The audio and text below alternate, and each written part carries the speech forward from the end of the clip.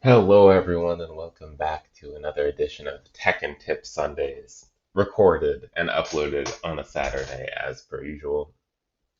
Today is an episode very near and dear to my heart, and perhaps one of the most important episodes I will ever record.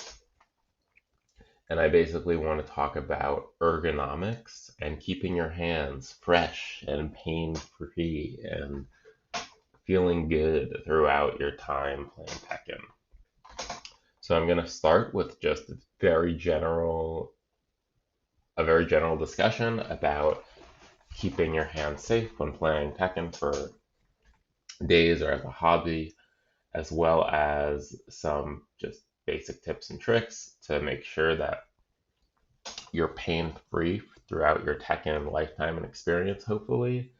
And finally, I may or may not get into a little bit of personal um, stuff about a story about me and this topic.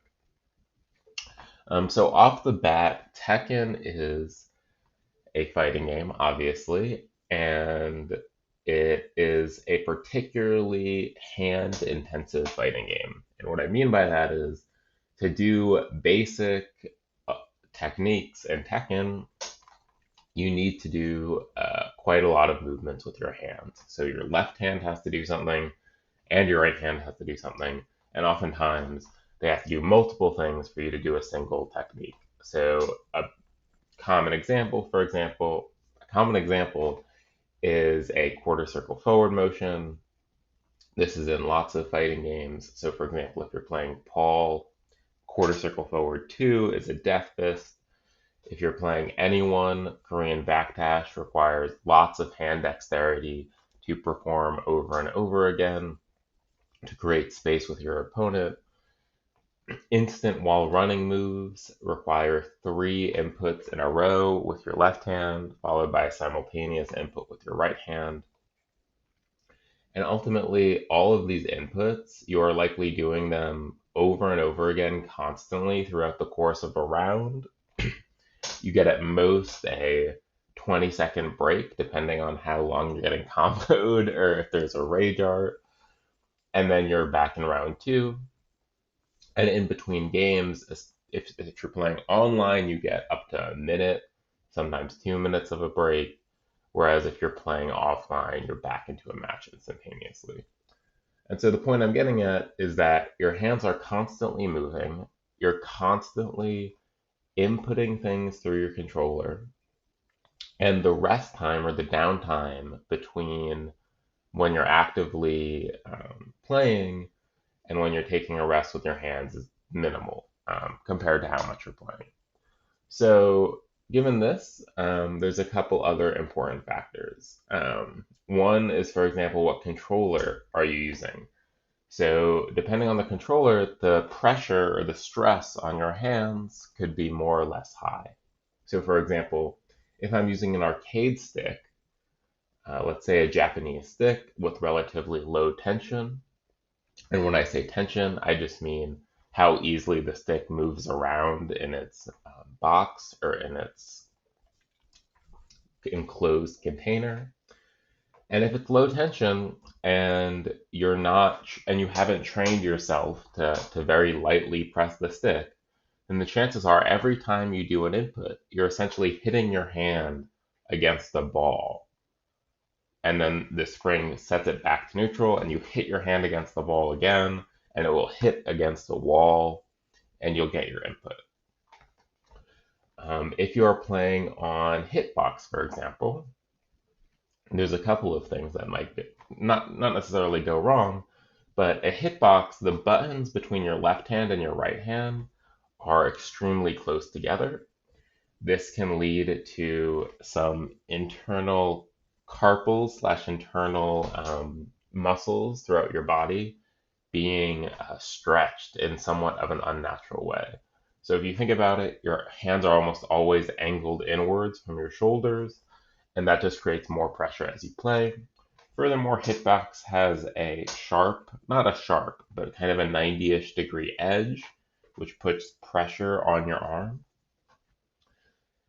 Pad or controller tends to be the safest option in terms of limiting how much pressure your hands have to endure, especially because you're not really moving your whole hand, but more just moving fingers. Although I think we've all seen pictures of like somebody's thumb completely bent backwards from using a controller too much.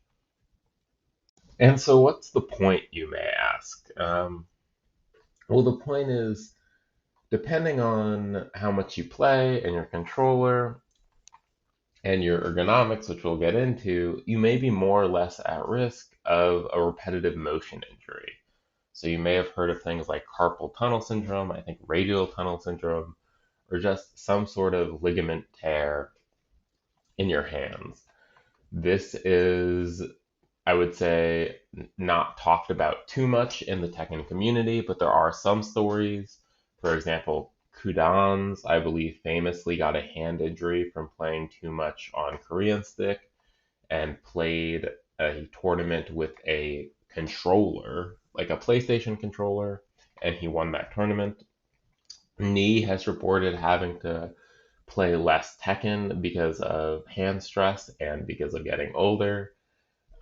More recently, I believe FDX has had some hand issues, and some people in the Tekken community may have hand issues and we just don't know about it.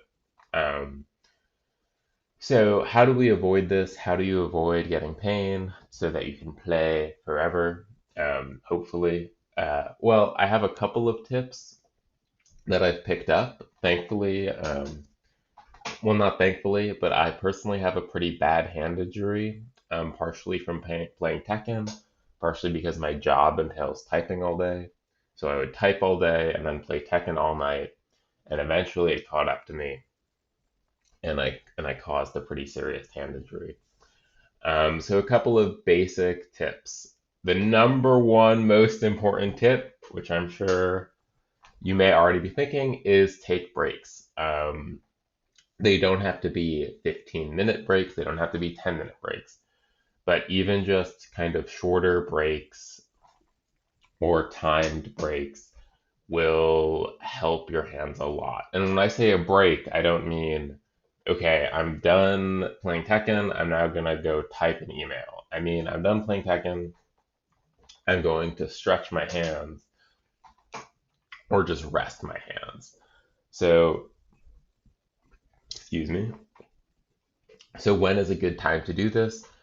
Tekken Online in between games, just kind of roll your wrists around, lay them down flat on the table, put your arms to your side, let them dangle, just give a rest and let all of the tendons in your arms kind of relax before the next game. That's a super easy tip, easy thing to implement, and it will probably help your hands in the long run. Another thing is if you're in a death match or if you're in practice mode and you've noticed you've been going for like an hour without a break, and in between games you're just Korean backdash practicing and you're starting to feel any sort of hand weirdness, just instantly shut it down. Just say, okay, I need a break. In that case, maybe take 5 minutes or even a longer 10-minute break and then come back to it. It's totally okay to leave in the middle of a death match, even if it's your promo match or your demo match, if you have some health concerns. Another pro tip, posture. I'm sure, your parents growing up, or someone has told you at some point to check your posture. And in this case, the key kind of angles that people talk about are 90, 90, and 90, which means you want your chest to kind of your waist area to be 90 degrees, which kind of means you're sitting up straight. You want your elbow to your wrist kind of angle to be 90 degrees, which is, again, is relatively tricky when playing Tekken, especially in the various environments that you're going to be playing Tekken in. But I think if you have an arcade stick on your lap, for example, it is doable. And then finally, having your legs be 90 degrees with your calf to your thigh. So your knee is kind of the joint there. And all that is doing is like firmly planting your feet on the ground, just so everything is aligned and everything is comfortable as you're playing. The last tip I want to talk about is if it is unfortunately too late and your hands have started to feel pain, or you are struggling to play Tekken for more than 10 or 15 minutes at a time before feeling pain.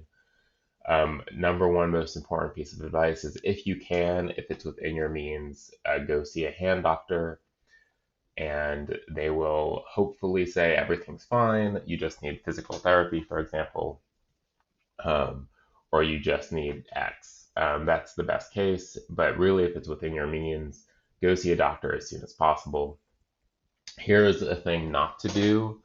A thing not to do is ignore it and try and keep playing forever and ever, thinking it's not serious. Because even if it's not serious one day, it can quickly turn serious the next day. Another thing is you can rest your hands, but make sure not to kind of rest them in perpetuity.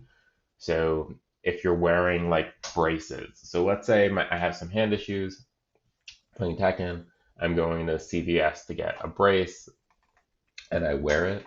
That can be good, especially when you're sleeping, for example, but it depends on your condition. But one important thing is to not wear the brace all the time, every day, without talking to a doctor, because what that can do is if the ligaments in your arm have already become very stiff from repetitive motion, and you don't move them at all it's doing is kind of cementing the stiffness within your arms. So that's kind of the final tip that I will leave you with. And please take this episode seriously. We want as many Tekken gamers out there healthy and feeling good. The healthier your habits are with regard to your hands, the longer you'll be able to play Tekken down the road into your however whatever 30s, 40s, whatever the number may be. But anyways, thanks for listening. I think I'll hold off on the personal story till another day. But keep playing Tekken, but also keep taking care of yourselves. And check back in soon. Thank you.